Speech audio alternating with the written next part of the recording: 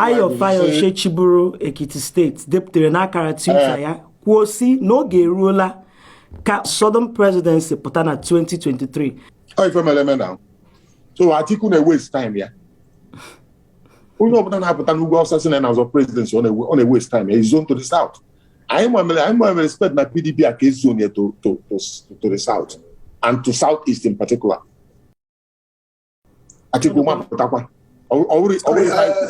Joe, so why did Joe? I believe you are in the APC. So why didn't APC zone it to southeast?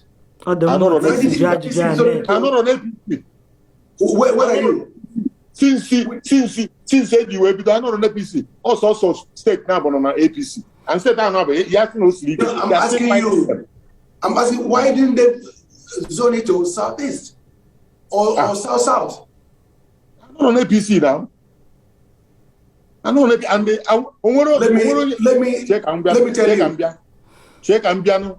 Let me answer you. Also, I do na APC. Ndepụta na APC na South efro ha. Ko inekwu na South akasi okenya je eba. Ọ dịkwa mma o. Ọ dịkwa mma. But o nwere ife mata asị don o nwere ife melo ka fish ji wee bend ya. Ịma ife na-ekwu. Ịma ife na-ekwu ogo ji wee do otu a. Akparo ni akpa, aplan ha plan. Onye akpata o ji do otu a. Joe, let me tell you.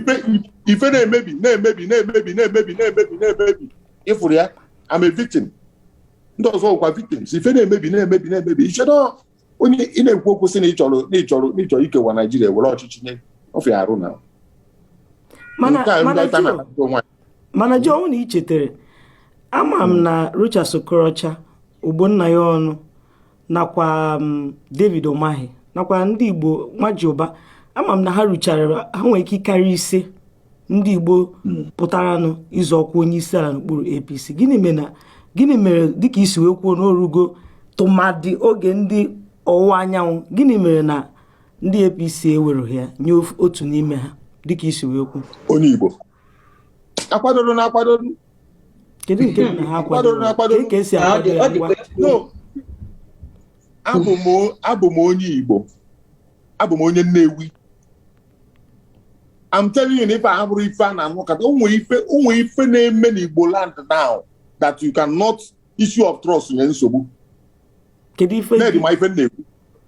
Issue of trust. Because again, you Akwadora.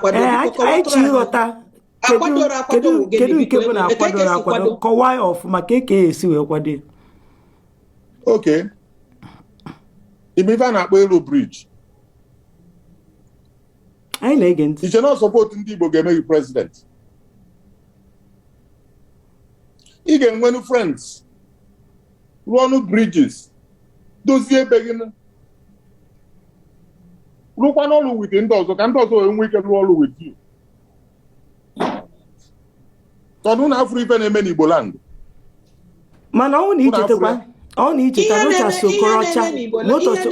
Okorocha na David Umahi.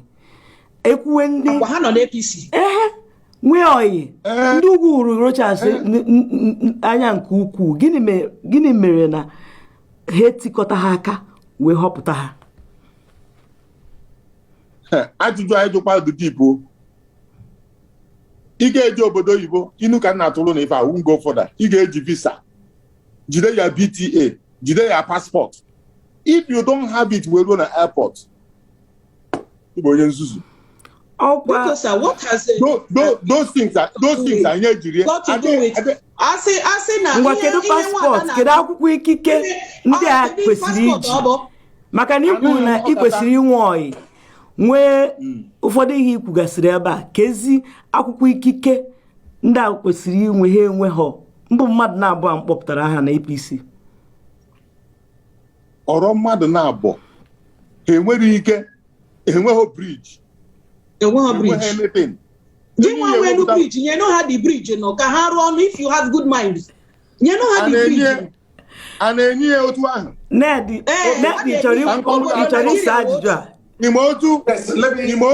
Imotu. Well, let me come here. If I'm not calling them now, Imotu, otu Achịwaju si wee bata n'ọgbọ. Imotu Buhari si wee wụ president.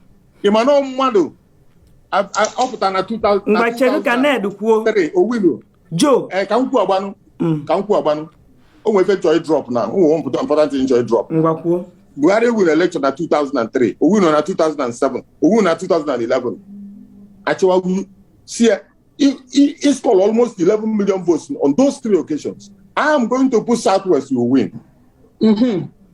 PDP. So why you put Southwest? Gịnị mere na gị nwa na onwe gị mma na ịbụ ọnụ na-eru n'okwu na abịa n'ihe gbasara ndọrọndọrọ ọchịchị pati.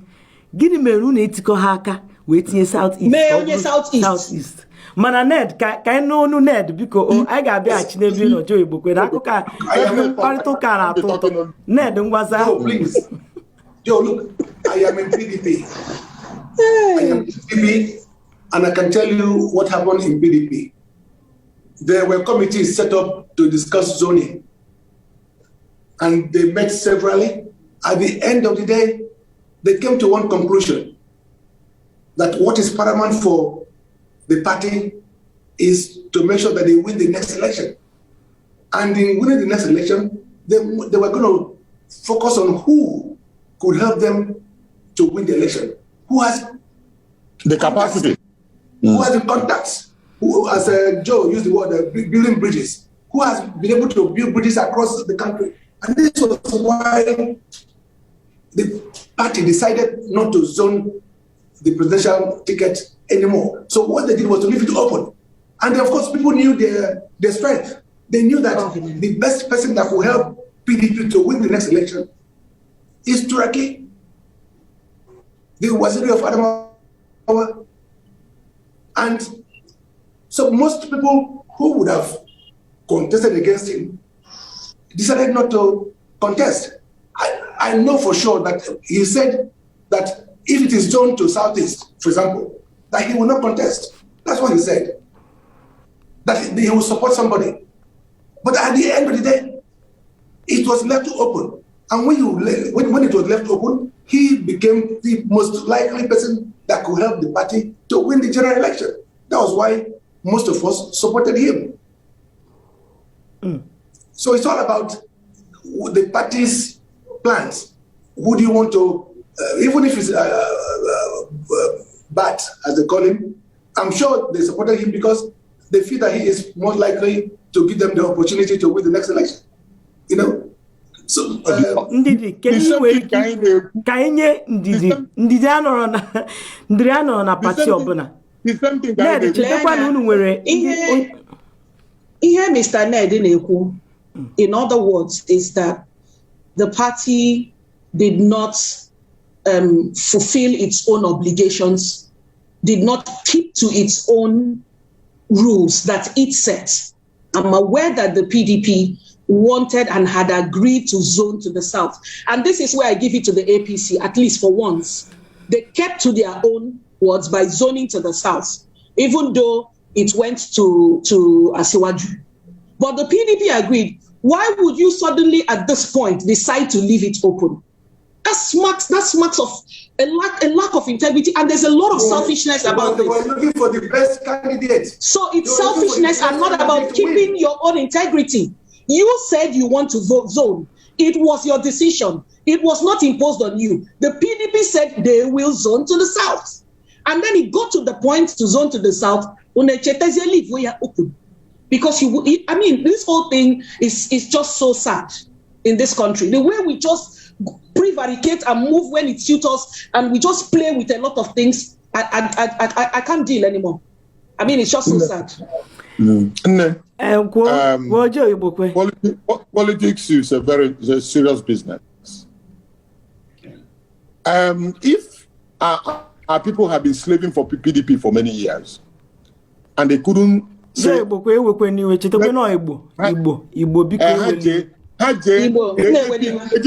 AJP came mad in the southeast. PP came mad in the southeast. That she said you are good GWB. I will expect na PDP again. Because to be honest with you, I'm an AP, they don't like us. Southeast don't like APC. That's why they are fighting Umahi. That's why they are fighting Hope Uzodinma. And they left other states. They left other states. They're not attacking even Anambra because Snapga. They left Enugu. They left Abia. They are not attacking Abia by pop. Oga Joe, when you say they don't like you, this is not Ihabro Makapati. Ihabro Makapati. Aga like they don't like APC. Ochichigi Ademoma. Ochichigi plunged this country into worse debts that it is. The same like people are not going to school. People say, "Oh, Obuga party. Obuga party. Obuga party. It's not my PDP." Oh no, Chawo. Chawo to auto free hand. I say, I just record this each. Oh, for free hand. I just hear your I just hear your force. Can you say? Bring your structures. Yes, I need the structure. I know. The school has to do strike. When they were 100 million now, so for during the look at the state of the country. Look at the economy. Nothing is standing. I said I don't like them. Election 2023. I got by delegates. By delegates.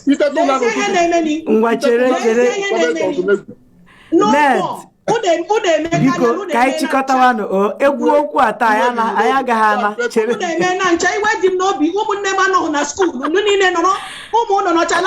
ọkaiwu akanyọ visa people are dying of hunger.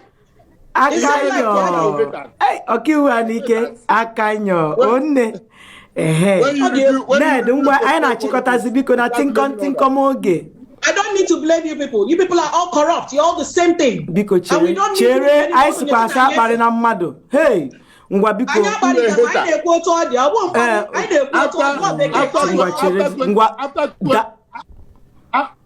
Ozugo. After presidential election, I will call you. After presidential election, I will call you. Dalu nurinne. They go say your structure. Which structure? Okwu ikpeazụ, okwu nchịkọta.